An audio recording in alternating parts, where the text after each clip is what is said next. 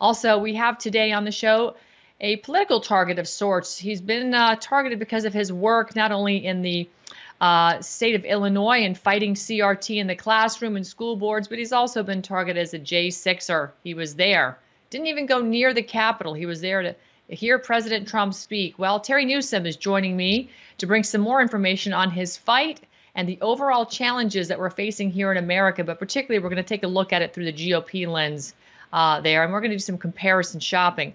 All right, you know him on X, formerly known as Twitter, as Terry Newsome 357.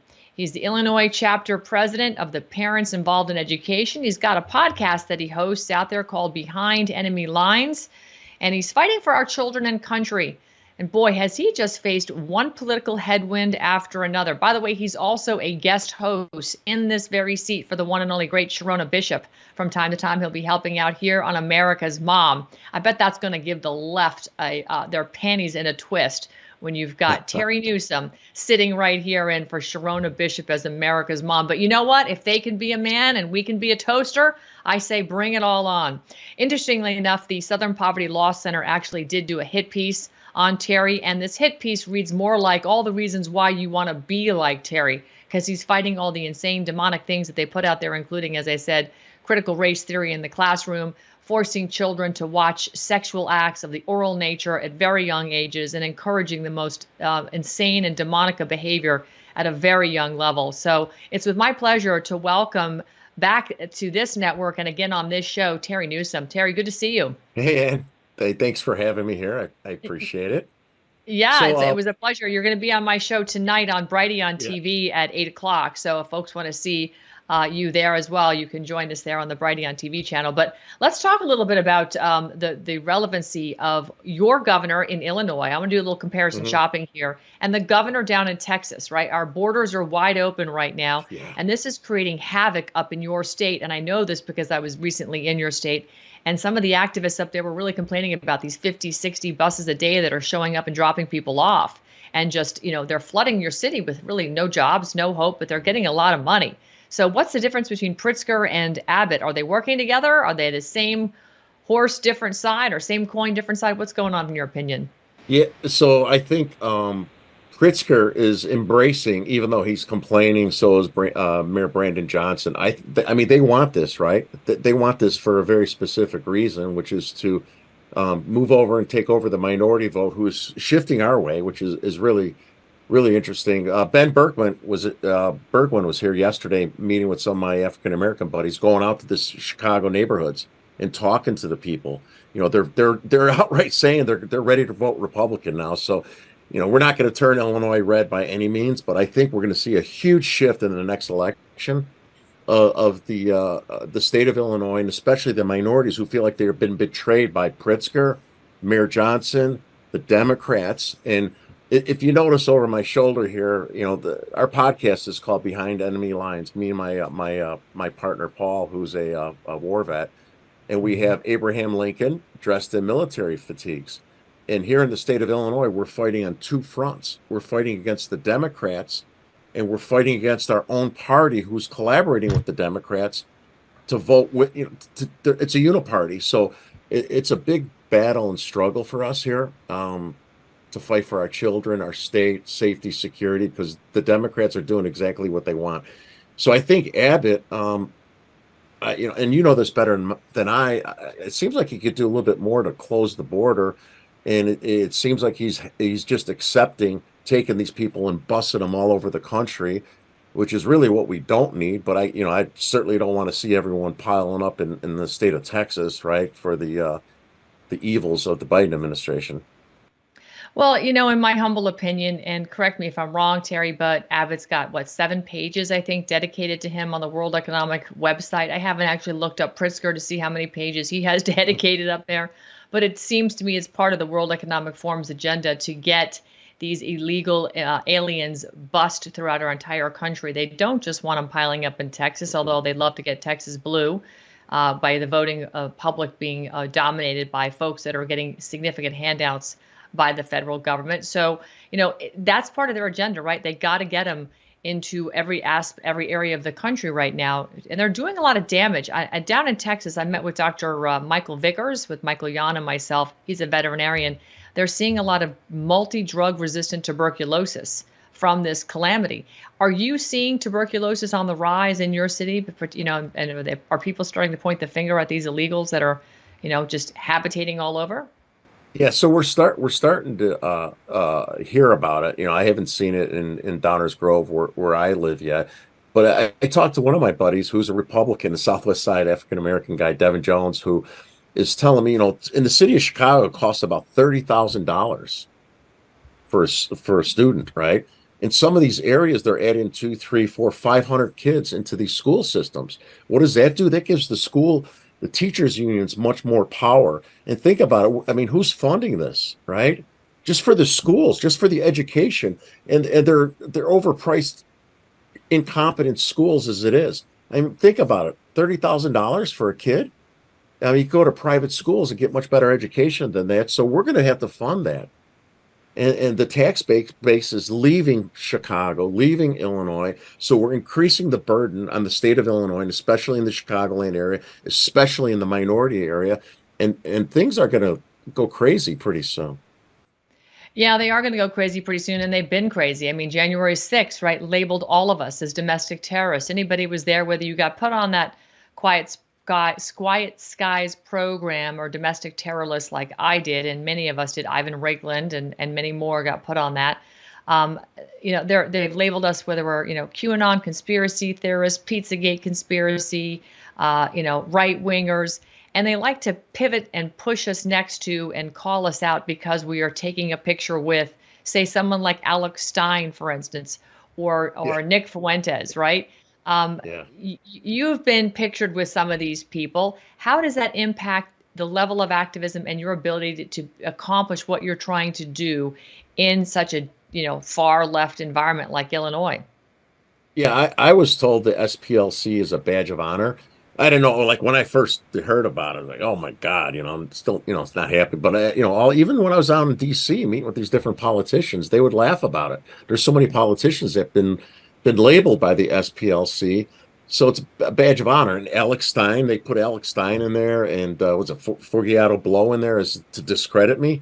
We've got a comedian and a Christian rapper. I mean, they're that desperate that they're trying to use stuff like that to come after me or come after others, or even label those guys as extremists. They're the extremists. They're the ones that's ruined the country. They're the ones that are dividing us.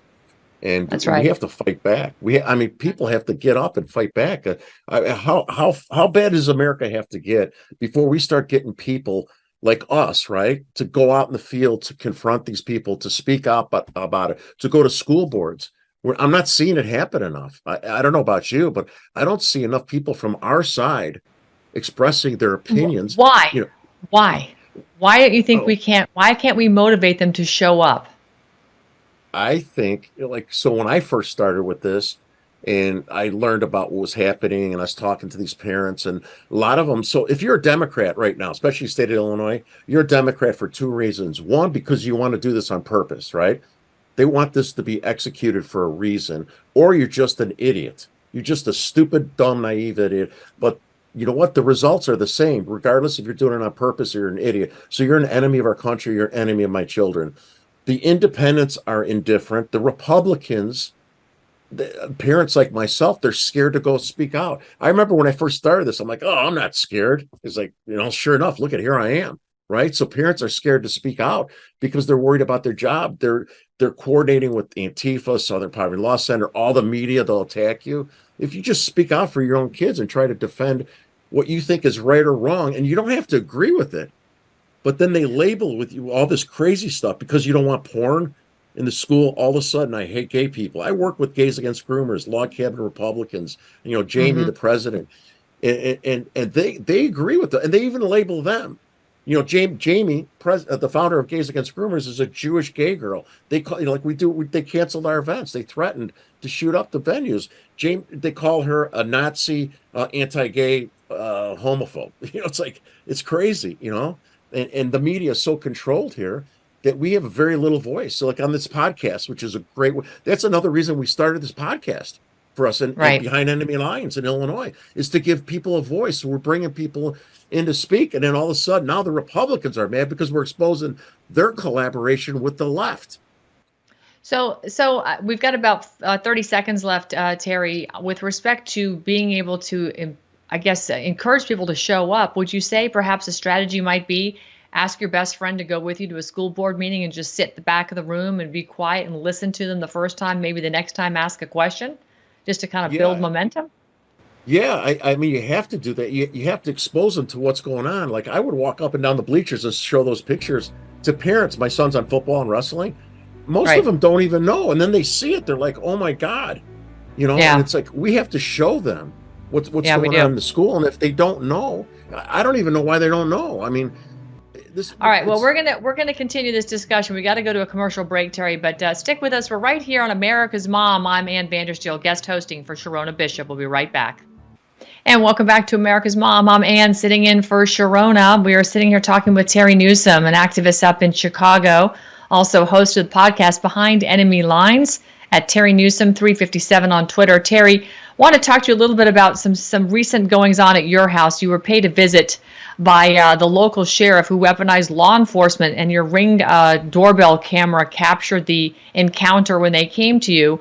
Apparently, the sheriff sent the police over to your house to harass you over a bogus comment that you made on your own podcast, Behind Enemy Lines. You said the cops were cool. What happened?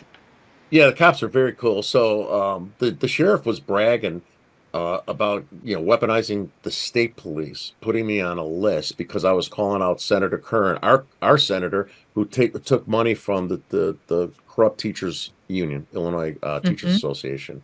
They didn't want me to do it, so they got mad. We got into an internal, I guess, fight between grassroots people in my township against the establishment, and they didn't like us speaking out, so they wanted to teach me a lesson in two ways. They sent the state police there, and I was told. When I approached the police, I said, "Yeah, I heard you were coming," and they looked kind of surprised.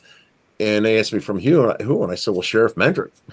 He said I was going to go on a watch list, and then they got me for supposedly making a threat on my podcast. I didn't threaten anybody. I said I was going to continue to quote pummel the senator that's not sticking up for our kids on my small podcast without many followers. That was the extent of it. The cops understood it. They were super cool. They were forced to come by the higher ups, is what they said.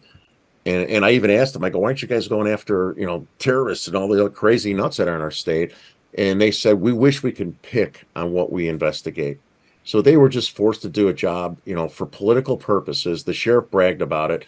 So, The sheriff also in the open meeting threatened my partner on the podcast, Paul Drabick, and he's a combat vet.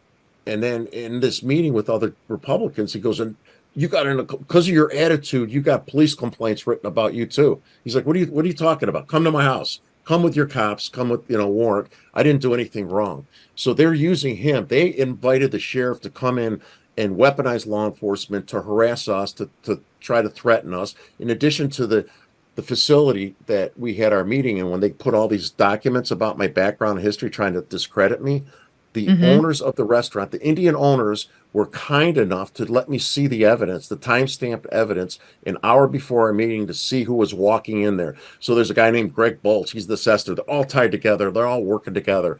And we got all these images of people walking in. The sheriff's mad. Oh, they were illegally gotten. No, they weren't. The facility, the owners, were trying to do the right thing and help out, and they were letting us have access to those images. And so all of a sudden, they're illegally gotten images. No, they're not, Sheriff.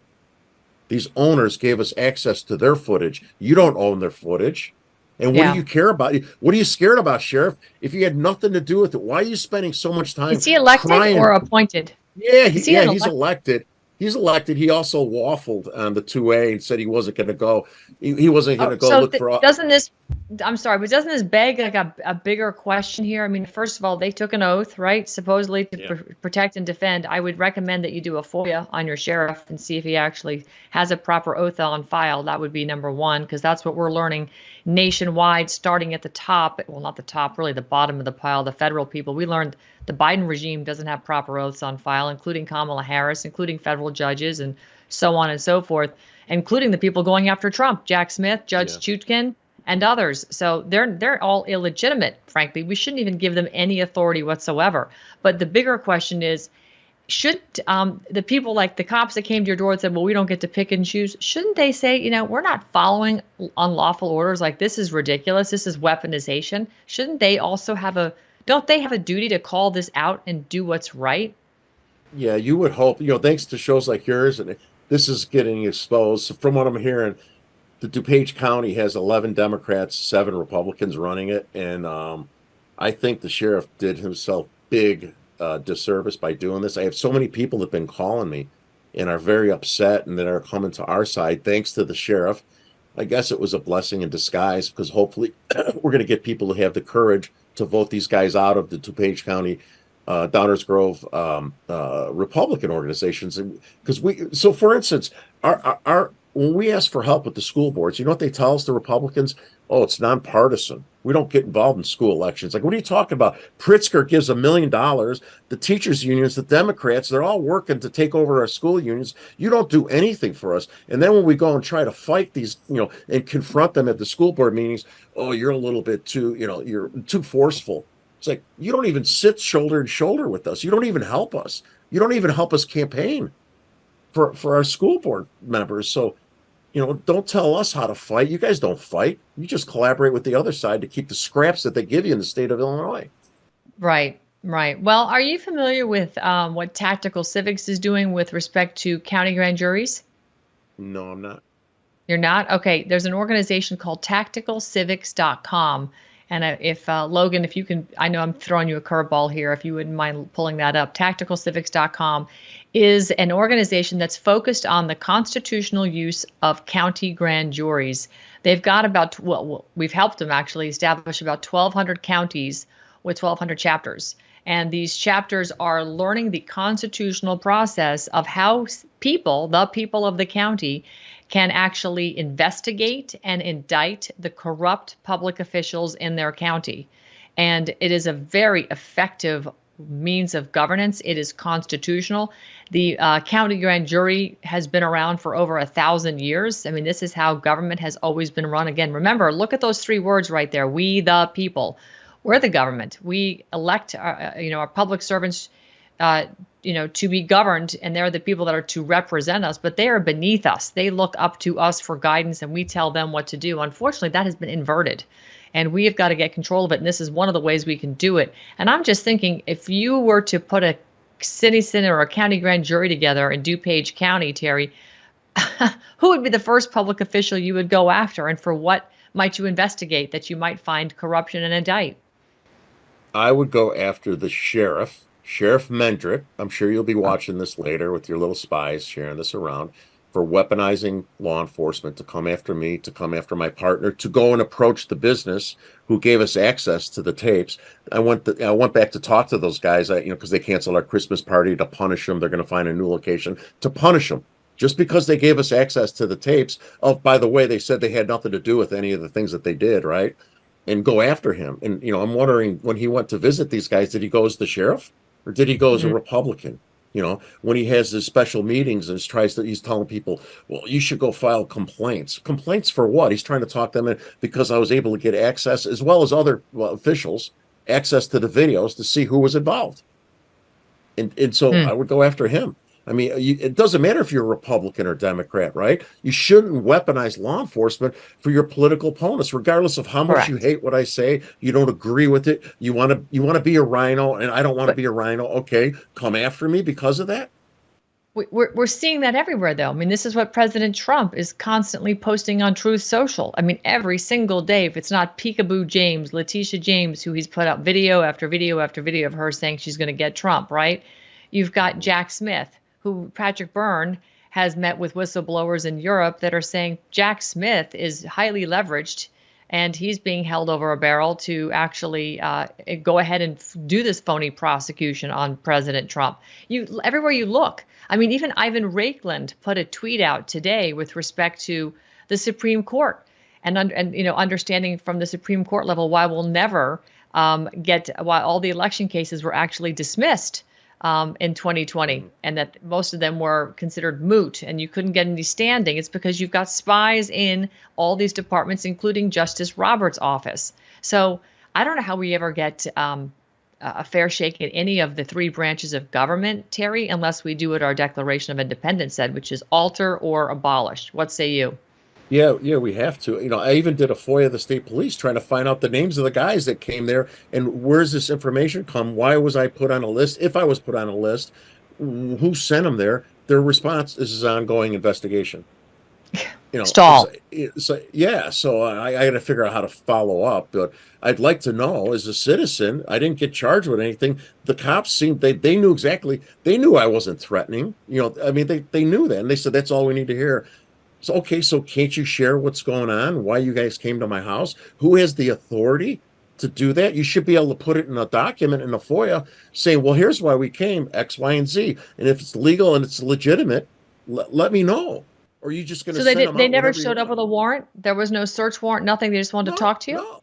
Yeah. And were you under any obligation to talk to them then if they had no public records request or official document like a warrant? Nothing?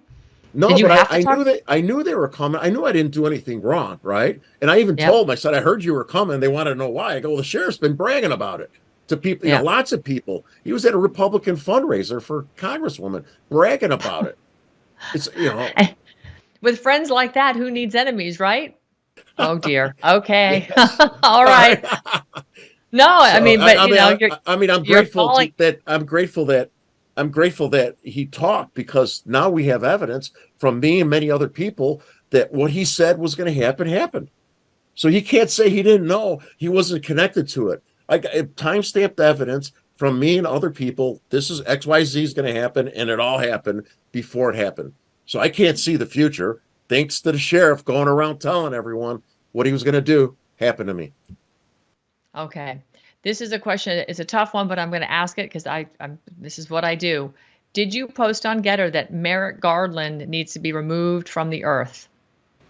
Yes, I did. I did do that, but I didn't mean the guy's like way out there. I didn't mean like killed or whatever like that. He does need to be. He's from a different planet, with them trying to tell us that all these people that are, not doing anything. We're being invaded. Our country's being invaded. We're losing it. People don't realize how much damage. Send them to Mars is what you meant. Yeah, send them to Mars.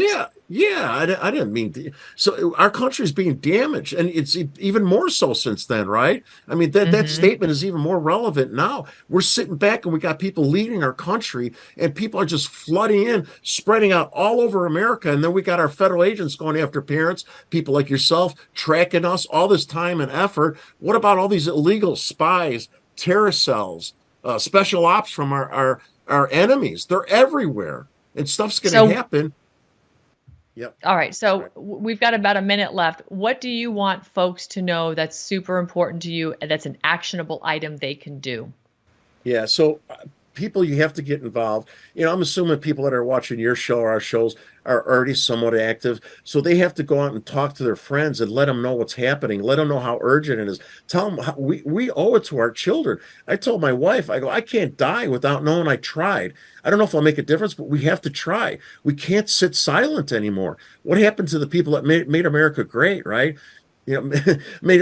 People have, like what you're doing. You're risking your life and the things you're doing. No, you don't have to risk your life, but speak out. Try to get involved. Try to change our government at the local level, at the state level, the national level. Talk out. We got to recruit. The biggest thing we need to do is recruit, as well as go and connect with the minorities. We say we have a big tent party in Illinois. You know what that means? Accept the rhinos. It doesn't mean go out and talk. They don't do anything with the minorities. I'm starting to push the guys that I know and go out and talk with them. They're ready to be part. They're patriotic as well. They don't like what's going on. And it's up to us to go out and talk to these people and unify, or we will have nothing. We'll have nothing for our kids. That's exactly right. Terry Newsome, Behind Enemy Lines. You can find him at Terry Newsome 357 on Twitter. Terry, great to be with you. I appreciate that. And as far as I'm concerned, this is a wrap for today for America's Mom. I'm Ann Vanderstee. I'll be back again tomorrow, sitting in for Sharona Bishop. Have a great afternoon, everybody. You see stripes, you see flags on the cars and the trucks and the bikes. Every time we pull up, we go hard. We outside. We got flags on our arms that are tatted there for life. Every time we pull up, we don't care if you mad. We cherish this land, the haters can't get buried in rags. They set fire to old glory, turning fabric to ash. But every time we pull up, all you're gonna see is American flag.